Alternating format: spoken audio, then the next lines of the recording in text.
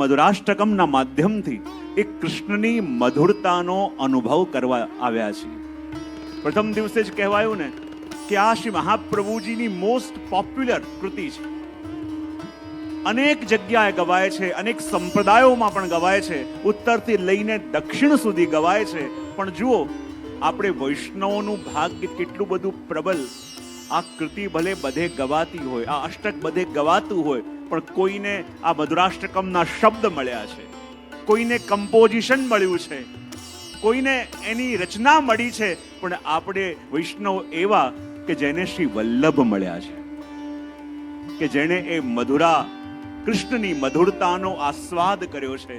અને જુઓ, જ્યાં સુધી જેણે અનુભવ કર્યો હોય, જેણે પામ્યું હોય, એ ન મળે, એની કૃપા ન ઉતરે, ત્યાં સુધી એ મધુરતાનો આસ્વાદન કોઈ કરી ન શકે.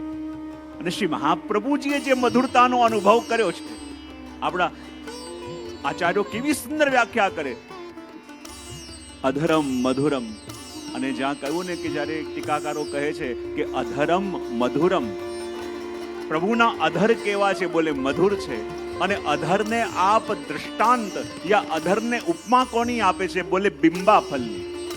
કોની ઉપમા આપે છે? કોને કોને ખબર છે બિંબા ફલ કોને કહેવાય? તમે ઘણી વાર પદોમાં, કીર્તનોમાં ઘણી જગ્યાએ સાંભળ્યું હશે. તો બિંબા ફલ એટલે શું? પ્રભુના અધરને ઉપમા આપવામાં આવી, એ પણ બિંબા ફલની. અને બિંબા ફલ એટલે શું? ગુજરાતીમાં આપણે કહીએ ટિંડોળા.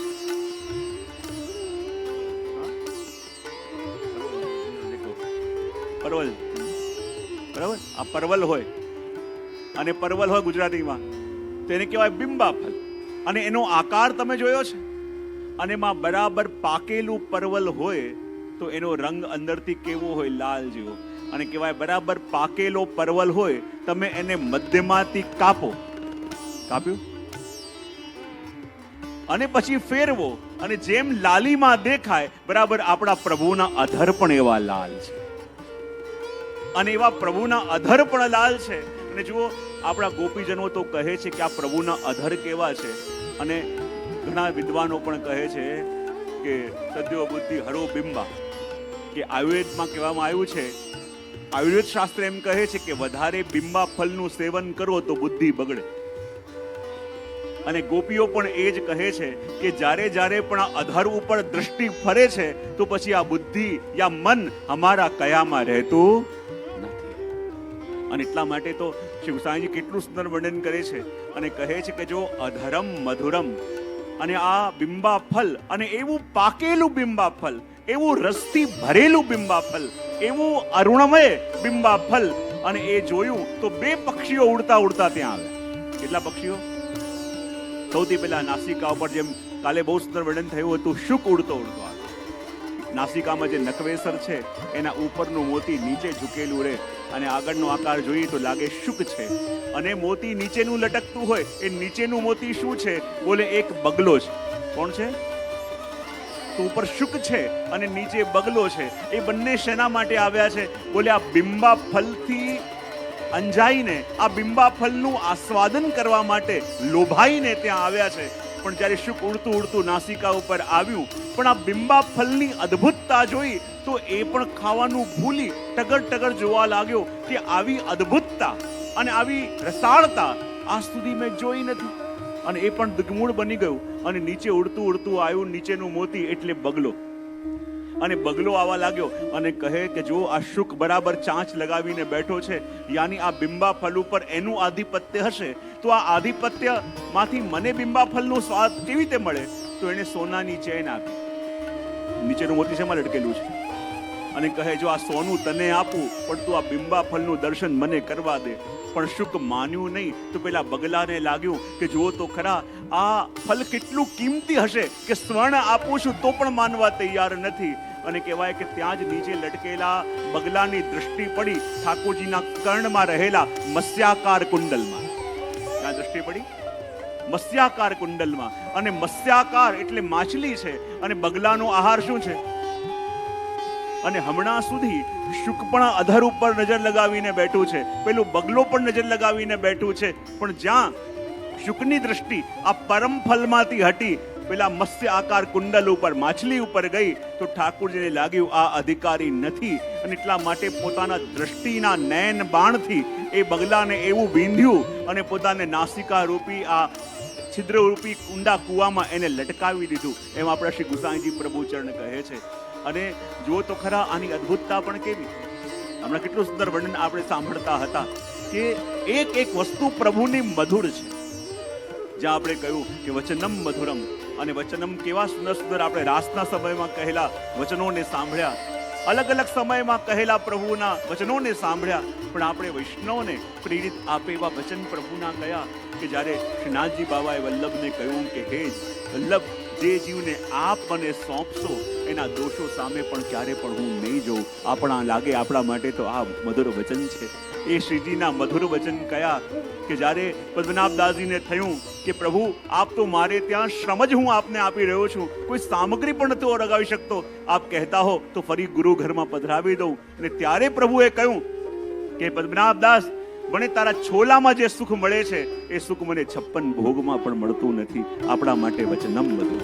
પ્રભુના એવા વચન મધુર કે જ્યારે મહાપ્રભુજી કહે છે કે આપને મારા વૈષ્ણવને ત્યાં પધરાવું, પણ ત્યાં આપને શ્રમ પડશે તો.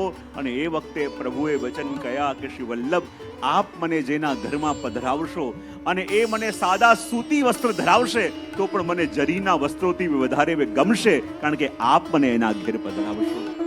ભલે મને જે રૂકું સૂકું ધરે તો એ પણ મને 56 ભોગથી વધારે સુખ આપશે, કારણ કે આપ મને એના ઘેર પધરાવશો. કારણ કે શ્રી વલ્લભની કેવી કૃપા. અને હું તો કહું છું કે મધુરાષ્ટક સાંભળવા માટે જ્યારે રોજ આવો ને તો પહેલા દિવસે રાકેશ બાબાએ કહ્યું હતું, રોજ આવો તો સર્વોત્તમના પાઠ કરીને આવજો ને તો મધુરાષ્ટકમ ધીમે ધીમે સમજાવવા લાગશે.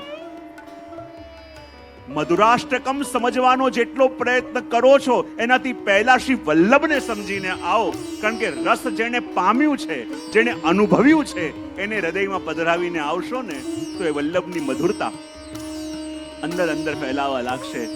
અને કહેવાય ને કે જ્યારે ભગવાન દરેકના હૃદયમાં વસે છે તો પણ બહારથી પધારે પછી એમ થાય, એમ વલ્લભને હૃદયમાં પધરાઈને આવશો અને એ જ વલ્લભની વાણી અહીંયાથી ગવાશે અને જોડે જોડે તમે ગાન કરશો તો એ મધુરતા અંદરથી બધે ફેલાવા લાગશે, અંદરથી બધે વ્યાપ્ત થશે. કારણ કે શ્રી વલ્લભનું સ્વરૂપ કેવું છે.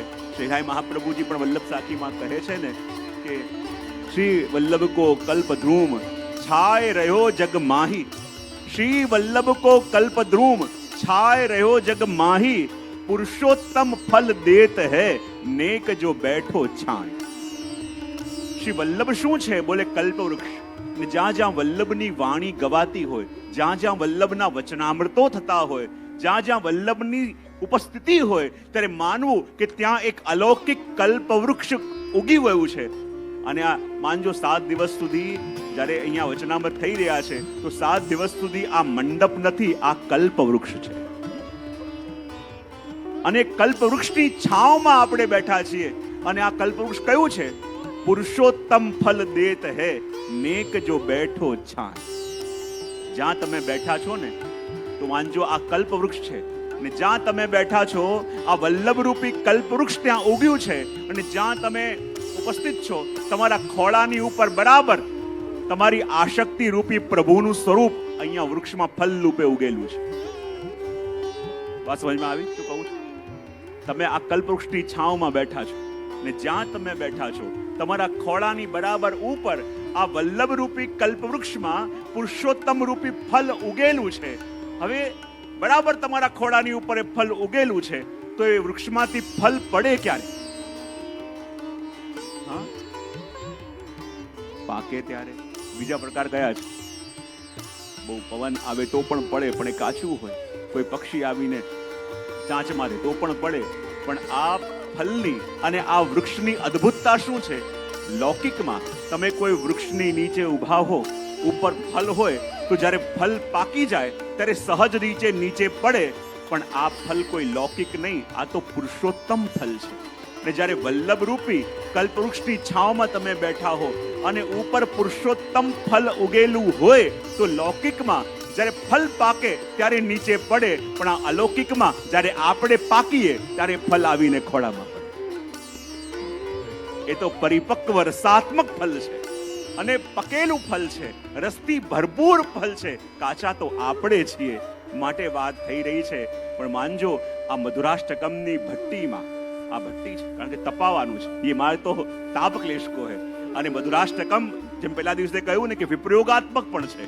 ને જ્યારે આ ભટ્ટીમાં તપશો, પરિપક્વ બનશો, ત્યારે સાચા અર્થમાં એક ક્ષણની રાહ જોવી નહીં પડે. 7મા દિવસે તમારું આશક્તિનું જે પણ ભગવત સ્વરૂપ છે આવીને તમારા ખોળામાં વિરાજમાન થઈ જશે. એ નિશ્ચિત માનજો, કારણ કે મધુરાષ્ટકમ વલ્લભની વાણી અને વલ્લભ કુલ દ્વારા ગવાઈ રહ્યું છે. અને જ્યારે વલ્લભ કુલ દ્વારા ગવાતું હોય ત્યાંની એની અદ્ભુતતા કંઈક વધી જાય. અને એમાં પણ દ્વારકેશલાલજી વર્ણન કરતા હોય ત્યારે એનું વર્ણન કરવાનું પછી બાકી ન રહે. અને નિશ્ચિત માનજો આ 7મા દિવસે પ્રભુ આવીને તમારા ખોળામાં બિરાજમાન થશે જ.